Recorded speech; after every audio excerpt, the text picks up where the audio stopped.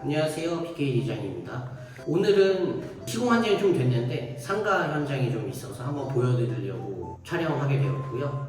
한번 들어가서 보여드리겠습니다. 들어오시죠.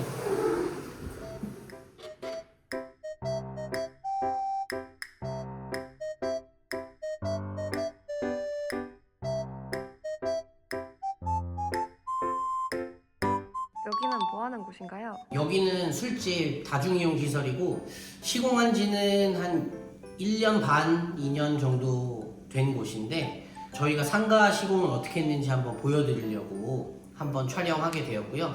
일단 구석구석 한번 설명드리겠습니다. 따라오시죠.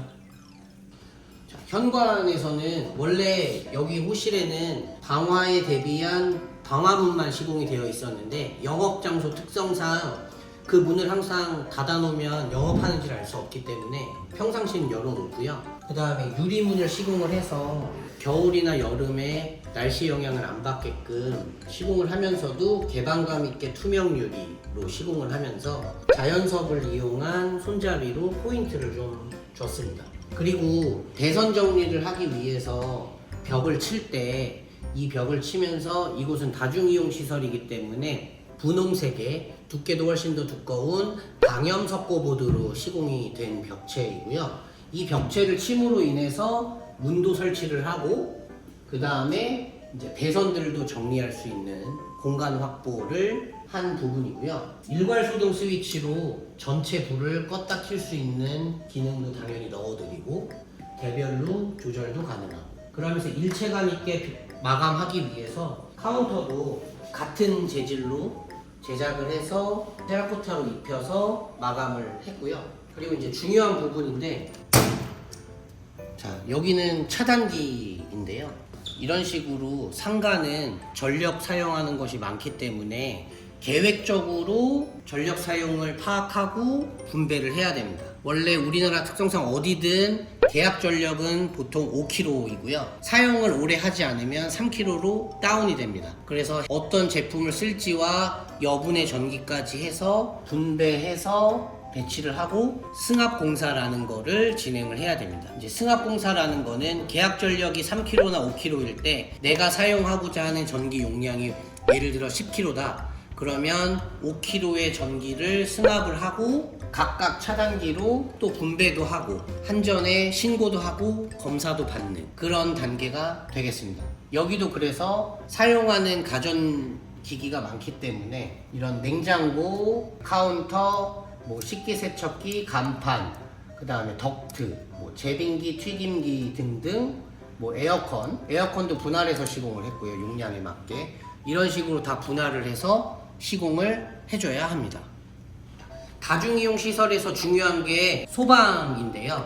일단 첫 번째로 이런 석고보드나 필름 이런 마감재류를 방염 제품으로 시공을 해야 되고요. 그 다음에 소방 기능에 맞게 목재 사용량, 아무리 방염 부분으로 시공을 해도 다중이용 시설들은 해당 평수에 맞는 목재로 할 수 있는 용량이나 구획이 법으로 정해져 있습니다. 그거를 꼭 확인하셔야 되고, 그 다음 또 하나는 소방법상 2층이냐 1층이냐 층수나 이런 거에 따라서 완강기 설치라든지 아니면 대피로 확보라든지 이런 부분 관련법이 다 다르기 때문에 필히 확인하셔야 됩니다.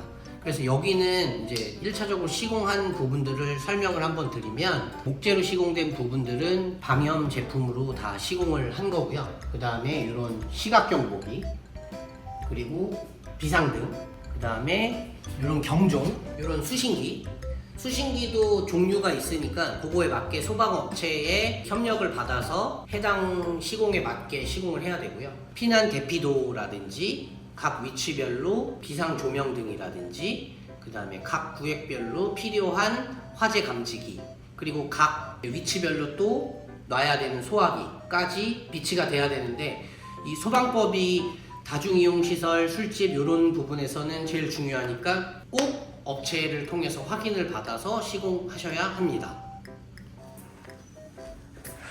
실장님, 이 사인들은 뭔가요? 요거는 여기 위치가 강남이다 보니까 유명하신 분들이 오시는데 사인으로 해서 DP한 공간이고요. 많은 분들이 왔다 가셨는데 저는 솔직히 연예인은 잘 몰라서 누군지는 잘 모르겠습니다. 실장님 거기 창고 아니었나요? 아, 네. 여기 창고 아니고요. 히든도어식으로 마감하고 평상시에는 열어놓기는 하는데 공간 분리된 특이한 건축의 구조라서 테라스, 실내 테라스와 야외 테라스가 조그맣게 있는 공간입니다. 고객님 말씀을 들어보면 가장 인기 있는 공간인데 야외 같은 느낌의 실내 테라스로 겨울에는 따뜻하고 여름에는 시원한 공간에서 술을 마실 수 있게 구성된 공간이고요. 원래 있던 개방감 있는 샤시 때문에 야외를 다 볼 수 있습니다. 뭐 지금 현재는 앞에 건물이 갑작스럽게 공사를 하고 있지만 야외를 구경하면서 술을 먹기 참 좋은 공간입니다. 원래는 야외 공간도 활용을 하는데 지금은 겨울이기 때문에 식탁을 실내로 들여와서 실내만 쓰고 있는 상황이고요. 여름이나 이럴 때는 야외 테라스가 제일 인기가 많습니다. 여기가 야외 느낌이라서 좀 추울 수도 있을 것 같은데 그거를 보완하기 위해서 한 공사 같은 게 있으실까요? 프레임과 유리는 원래 되어 있었는데 이 유리 같은 경우 샤시 유리라서 페어 유리라서 바람은 다 막아주고요. 그리고 이제 알루미늄 폴딩 도어로 되어 있어서 단열에는 취약하지 않습니다. 그리고 이제 상단에 각 위치별로 평형수에 맞게 냉난방기가 시공이 되어 있어서 여름엔 시원하고 겨울에는 따뜻하고 유리가 좀 열손실이 있기는 하지만 이 공간에 맞게 단열이나 냉난방 기능은 정상 작동하고 있고요.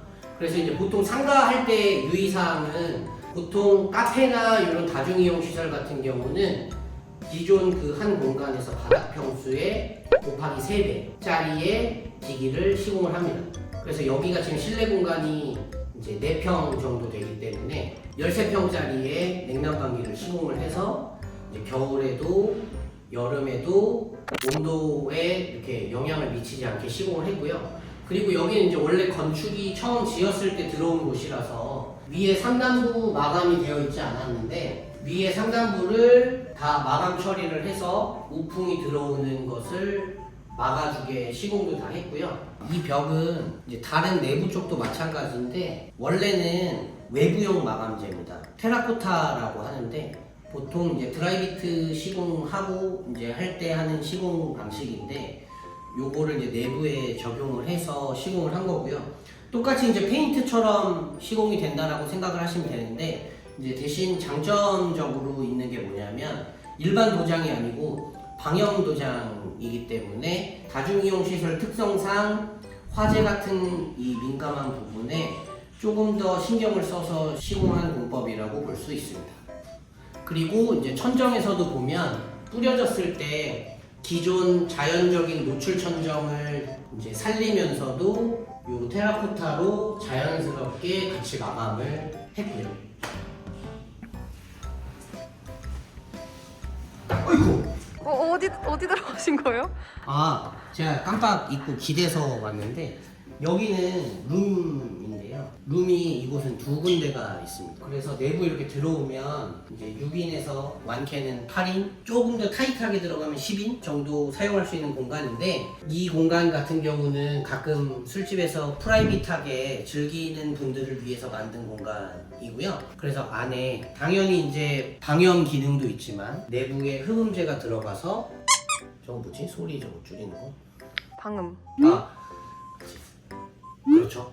방음 기능이 들어가게 시공된 벽체로 시공을 했고요. 그리고 이제 편안하게 앉을 수 있게 의자를 제작을 해서 편하게 앉을 수 있고 테이블도 옮길 수 있고 한 공간으로 제작을 하고요. 이곳에도 당연히 냉난방기를 독단으로 시공을 해서 겨울이나 여름이나 온도에 민감하지 않게 사용할 수 있게 시공을 한 프라이빗한 룸 공간입니다. 그래서 밖에서 나중에 보시면 알겠지만 평상시에는 벽 같은 느낌이어서 벽처럼 일반 사람들은 잘 느끼지 못하는 공간이고요. 근데 아까 제가 열어서 보여드린 것처럼 이렇게 했을 때는 룸으로 사용되는 공간입니다.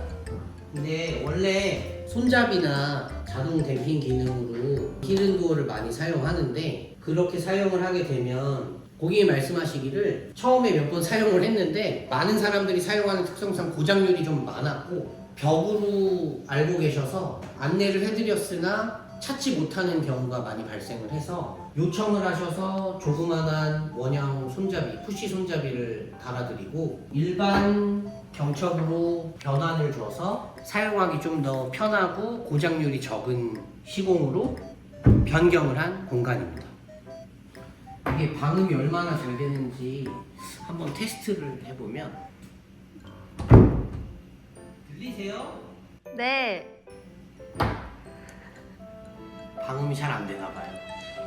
변명을 하자면 술집은 노래도 나오고 하기 때문에 솔직히 잘 안 들리고요. 음악실처럼 두꺼운 벽체까지 뽑은 건 아니기 때문에 그렇지만 데시벨은 확실히 줄여주는 방음제가 시공되어 있다. 저 안 넣지 않았습니다.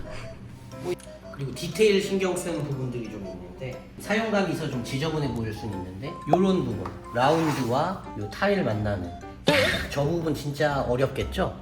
저거 따내는 게 쉬운 게 아닙니다. 근데 별로 안 어려울 것 같은데. 아니 이게 안 어려워 보인다. 아니 형님 나랑 같이 다녀봤는데 그 많이 움직이는 그 글라이더 가지고 요걸 이렇게 해서 1cm도 안 되는 공간을 이렇게 자르려고 하면 이게 얼마나 어려운 공정이에요. 진짜 어려운 공정이에요 이거. 디테일이 진짜 중요한 부분입니다. 네, 알겠습니다.